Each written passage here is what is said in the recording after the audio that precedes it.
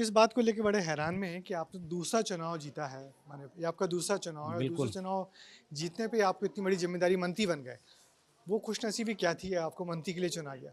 Party तय करती है, क्योंकि अपन तो एक कार्यकर्ता हैं। कार्यकर्ता होने के नाते पार्टी तय करती है कि किसको कहाँ भेजना है, और पार्टी जो दायित्व देती है उसका अपन निर्वहन अच्छे से करें, ईमानदारी से करें, यही मेरी हमेशा मंशा रहती है।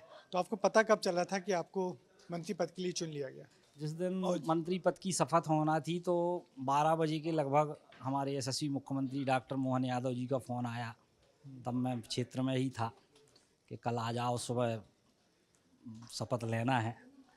तो और उसके पहले मेरे को नहीं मालूम था कि मैं मंत्री बनने वाला तो हूँ। कैसा लगा होगा आपको? क्योंकि नहीं, बहुत क्योंकि अच्छा लगा। जी, पार्टी ने एक छोटे से छोटे कार्यकर्ता को उठाकर अपने कंधे पर बिठाकर बड़ा बना दिया। ये भारतीय जनता पार्टी की विशेषता है कि यहाँ छोटे से छोटा व्यक्ति भी पार्टी में काम करता है और पार्टी उठा के अपने कंधे पर बिठा लेती है, बड़ा बना देती है। ये केवल भाजपा में ही संभव है। क्या बात है।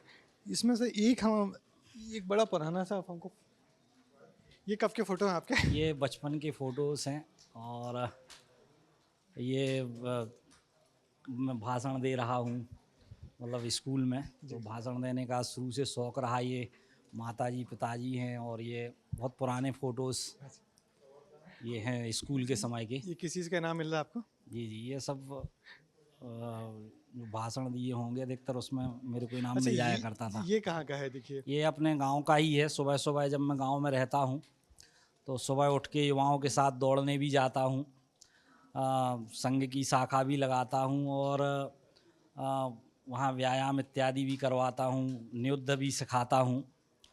तो नियुद्ध माने जूडो कराटे, क्योंकि मैं आपने उस संघ में रहा। मैं तृतीय वर्ष नियुद्ध से मैंने किया, विषय रहता है। अच्छा, और फिर शिक्षक के रूप में भी, नियुद्ध का शिक्षक के रूप में भी मैं गया।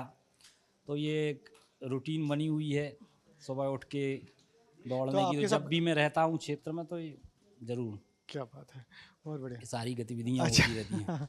अच्छा, एक और ये बन रहा है इंटरेस्टिंग वीडियो। हाँ, आप तो शिक्षक भी रहे हैं? शिक्षक भी रहा हूँ। मैंने प्राइवेट स्कूलों में पढ़ाया भी है। हाँ, बीएससी गणित से किया। उसके बाद मैंने गणित की ट्यूशन भी पढ़ाई हैं, और पढ़ाते पढ़ाते मतलब टीचर भी रहा।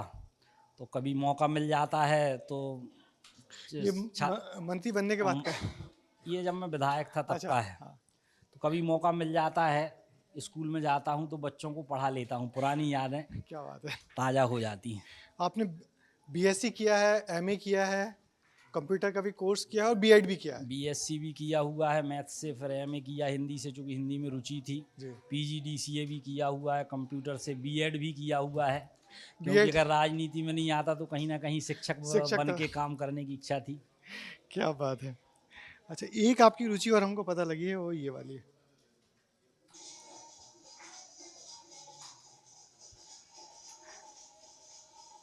जनता के बीच में जाते हैं, लोगों के बीच में जाते हैं, तो कहीं रामायण का पाठ हो रहा है, कहीं भजन हो रहा है, तो बैठ के कभी ना कभी हम गुनगुना लिया करते हैं। अरे वाह, क्या बात है। तो क्योंकि जनता के बीच में एक सेवक के रूप में काम करने का अवसर मिलता है, तो ये उसी समय की तस्वीरें हैं ये।